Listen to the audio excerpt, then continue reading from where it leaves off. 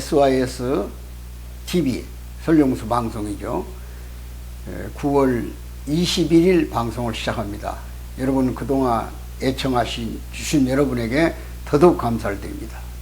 늘 부족함을 느끼면서 여러분에게 조금이라도 제 조그마한 지식, 정보, 지혜를 담아서 전해드리고 있는 것입니다. 오늘은 한미일 동맹의 새로운 구축이라는 이름으로 방송을 들어갑니다. 여러분 우크라이나 전쟁을 보면서 동맹이 얼마나 중요하다는 걸 느꼈을 겁니다. 참 거대한 세계 두 번째 가는 군사력을 가진 러시아가 우크라이나를 침략해서 많은 학살, 또 무모한 민간시설을 폭격하고 교육시설, 병원, 발전소, 원자력 발전까지를 폭격하는 무모한 짓을 하고 있는데 그나마라도 미국의 지원과 나토의 지원이 없이는 그 나라가 어떻게 견디겠습니까? 정말 우크라이나인들의 투지와 용기 그리고 국토를 지키는 그 애국심을 존경하고 특히 젤렌스키 대통령의 의지를 대단히 높이 평가합니다. 지금 우리는 우리 윤석열 대통령 부부가 영국 엘리자베스 2세 96세로 영면하신 여왕의 장례식, 국장에 참여를 했었습니다. 그분은 이제 세계인들의 이목을 집중하고 많은 이들의 애도를 받으면서 이제 웨스트민스터 사원에 안장됐습니다. 그분이 몇 년 전에 한국의 저 안동 하회마을에 와서 그 생일날 생일 밥상을 받아보면서 그렇게 밝은 미소를 띄우고 한국 생활을 정말 자랑하면서 그 생활상 앞에 들어갈 때 마루를 건너서 안방으로 들어가는데 신발을 벗고 서양 문화로는 이해하기 어려울 만큼 맨발로 가는 것을 보고 참 여왕다운 여왕이구나. 그래서 세계인이 이목을 집중했구나. 이렇게 봤습니다. 지금 우리 윤석열 대통령은 장례식 조문을 마치자마자 미국 뉴욕으로 날아갔어요. 그래서 아마 어제 저녁 한국 시간으로 오늘 새벽이죠. 미국 유엔 본부에서 총회 10번째 등장해서 연설했어요. 11분간. 그는 11분 동안에 자유라는 말을 26번 했습니다. 자유연대.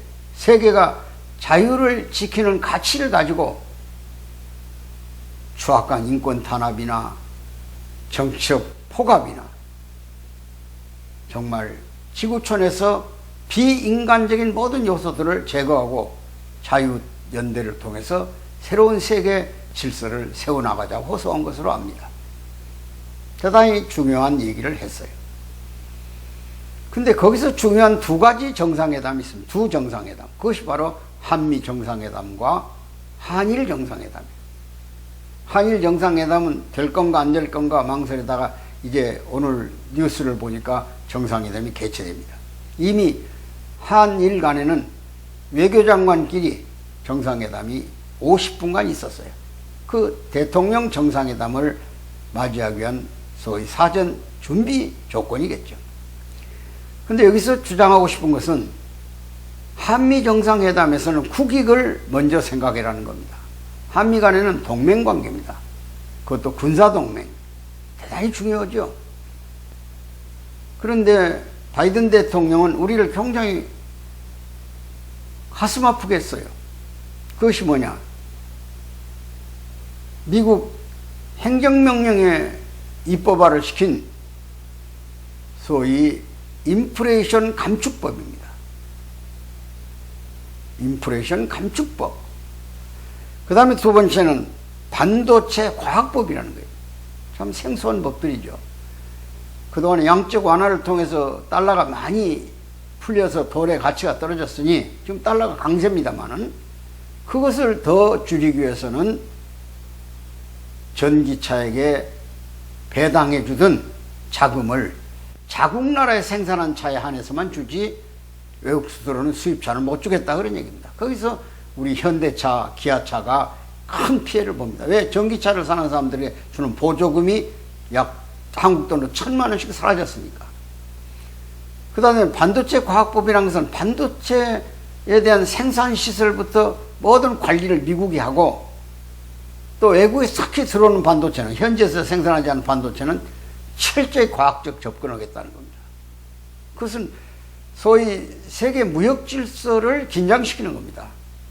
지금 미국하고 한국 사이는 FDA가 맺어져 있어서 아주 경제적도 전략적 동맹 관계죠. 그래서 상당히 최애국 대우를 해야 됩니다. 상대방 국가가. 근데 저렇게 까다롭게 굴기 시작하면 굉장히 우리가 경제적 타격을 받습니다.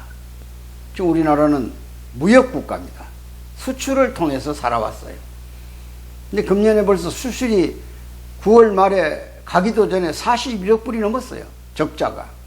이게 큰 위기라 그런 얘기죠.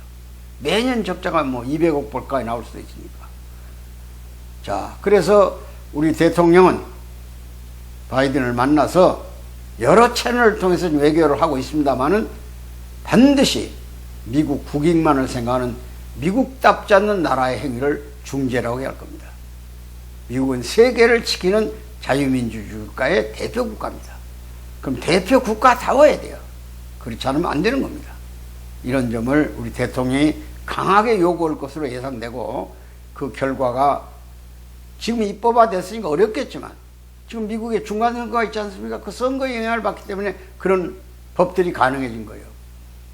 그러나 결코 후퇴하지 말고 우리 국익을 챙기는데 자신 있는, 한국을 통해서 미국이 얻어진 이익이 뭔가를 정확히 규명해서 우리의 자존심과 국가 이익을 지켜주기를 바라는 거고, 특히 일본 정상과 회담은 특별한 의미가 있습니다. 왜? 문재인 정부 4년 동안에 계속 일본과의 관계가 껄끄럽지 않습니까? 강제징용 문제, 정신대 문제, 그 외에도 일본에 대해서 우리 대법원이 강제징용에 대한 배상을 일본 미쓰비시 등 대기업에 판결했지 않습니까? 물으라고, 배상하라고. 그런데 일본에서는 이걸 한결같이 뭐라고 얘기하느냐, 65년 한일 국교 정상화 때 배상금을 지불할 때, 무상, 유상 합쳐서 한 8억 불을 우리가 차관까지 가져올 때, 우리 어려울 때 참 기념은 우리 경제 발전에 쓰여졌지요. 그렇지만 그때 이미 통괄적으로 결정돼서 다 해결됐는데, 이제 와서 별도로 취급을 하면서 이렇게 몰아붙이냐. 정신대 문제도 박근혜 대통령 때 이미 합의를 했다, 이렇게 얘기합니다. 이게 바로 국제법과 국내법 사이의 갈등인데, 국내법에서는 개인의 문제를 다룰 수 있어요. 그건 국제적 관례가 있으니까. 그러나 이것을 정치적으로 슬기롭게 해결해서 국익이 더 큰 것이 뭔가, 이거 생각해야 됩니다. 거기 뭐 적폐 청사인이 또 그걸 감정을 덧붙여가지고 국민들이 오해를 불러일으키는 것도 잘못이에요. 역사는 역사 속에 묻어가는 게 현명해요. 미래를 지향해야 되기 때문에. 과거에 집착하면 미래가 없어요. 이 프랑스하고 독일 관계를 보십시오. 베트남과 미국을 보십시오. 월남전에서 전 산을 불태워버린 미국에 대해서 베트남은 손을 내밀었고, 국교를 정상화함으로 인해서 베트남의 경제가 오늘의 경제가 있는 거예요. 일본은 우리에게 대단히 중요한 나라입니다. 우리 6.25 전쟁 때 물론 야박하게 볼 수 있어요. 한국서 피를 흘릴 때 일본은 미국의 모든 후방 전진기지로서 경제적 이익을 챙겼어요. 거기서 일본이 일어난 거예요. 64년에 올림픽이 가능해졌습니다. 그리고 월남전에서 후방기지로서 역할을 하다가 경제적 부를 쌓았어요. 완전 패전국 아닙니까? 근데 이런 걸 하나하나 따져 들어가면 역사는 진전이 없어요. 일본 대단한 나라죠. 근데 특히 아베가 장기 집권하면서 우리 한국인에게는 아주 나쁘게 각인됐어요. 아베가 1차 집권할 때가 2006년이고 또 민주당 정권에게 한 2년간 뺏겼다가 다시 재집권했어요. 굉장히 장기간 집권했죠. 근데 초기에는 한국에 대해서 굉장히 아주 가까워졌습니다. 우리의 그 문화가 일본과 서로 바꾸면서 우리 겨울연가가 일본에 가서 얼마나 힘쓰셨습니까? 일본 문화도 우리에게 많이 들어왔어요. 어차피 이웃입니다. 멀고도 가까운 나라죠. 근데 지금 우크라이나 전쟁 이후에 중국과 러시아가 아주 긴밀한 동맹을 재확인했고 북한을 거기 끌어들여가지고 삼국동맹이 굳어져 가고 있어요. 지금 러시아 우크라이나 전쟁에 북한군 일개 사단 병력을 러시아가 요구했다는 겁니다. 그리고 북한제 무기를 러시아가 필요로 한다는 거야. 화약부터 심지어 고사포, 장사포까지. 이런데 만일 우리 한국의 관계가 한미 동맹만 가지고 한국이 썼던 유사한 전쟁이 났을 때 핵전쟁이 아니더라도 일본이란 후방 보급기지가 필요합니다. 일본을 거쳐서 모든 군사무기들이 들어와야 되고 또 일본을 거쳐서 전선을 장악하고 작전을 지시할 수 있는 중요한 전략 거점이 되는 거예요. 그러니까 지금까지 한반도의 평화를 유지할 수 있는 유일한 길은 북쪽의 삼국 관계와 남쪽의 삼국 관계가 상호 냉전 시스템을 갖추면서 힘의 균형을 이뤘기 때문에 한반도의 평화가 없고 오늘의 우리 한국 경제가 있었던 거예요.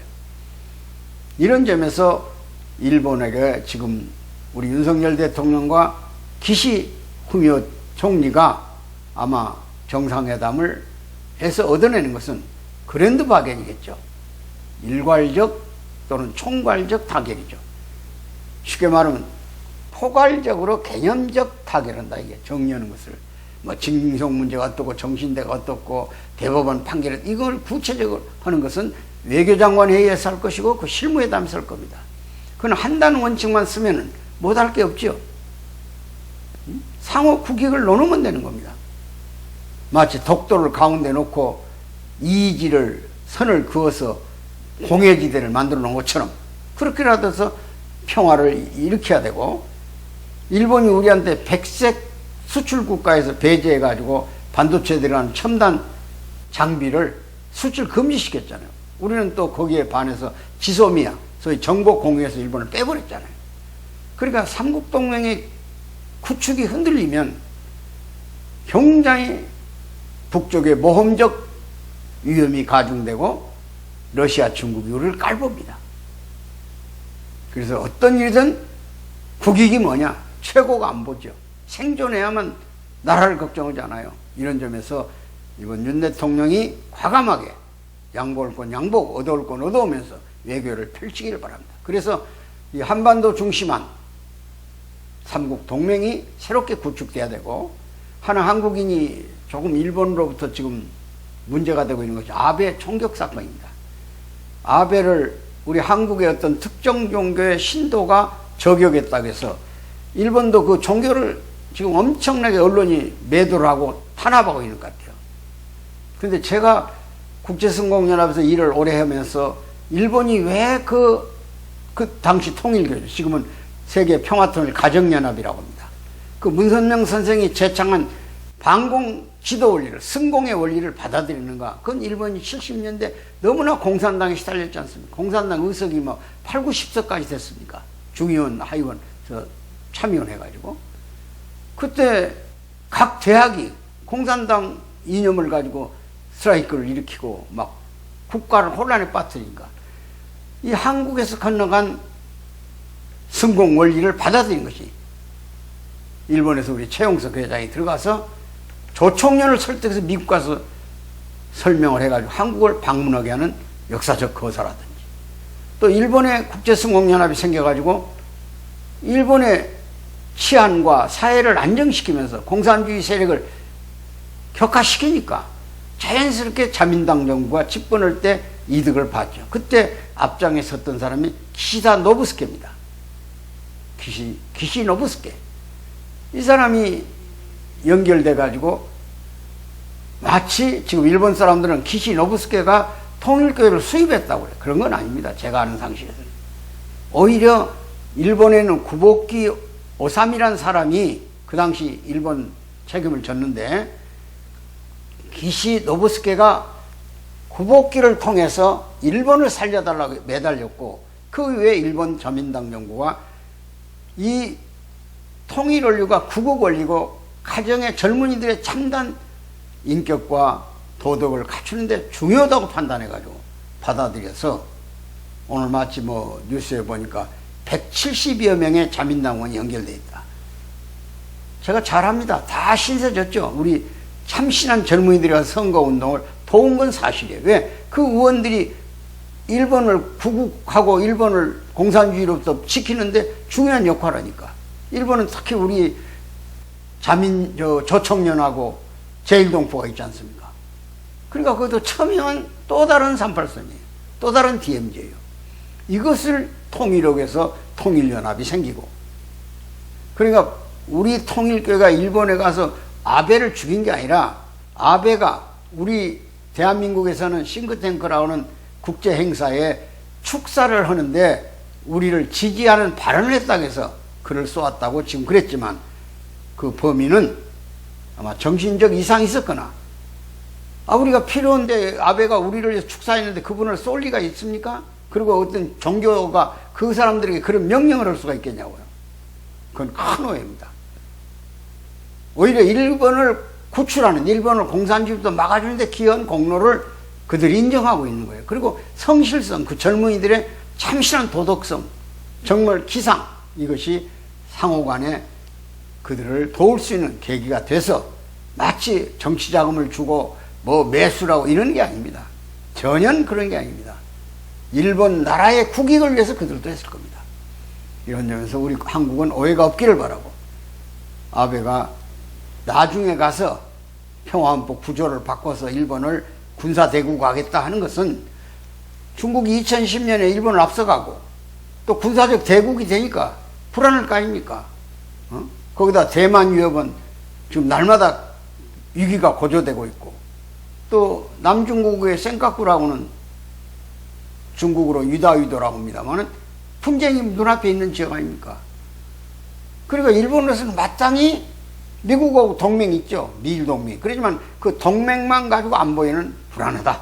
그래서 이렇게 강한 태도를 취하다 보니까 마치 한국하고도 서로 껄끄러운 입장이 됐던 겁니다. 이런 점을 우리 국민이 오해 없이 받아들여서 특정한 종교는 미국 헌법에 분명히 기록되어 있습니다. 인간의 어떤 이성이나 판단으로 규정하는 게 아니라고. 수많은 교파가 다 하나님을 믿고 부처님을 믿고 공자님을 믿고 자기 심성을 교양하고 또 영혼의 세계를 다룰 수 있어요.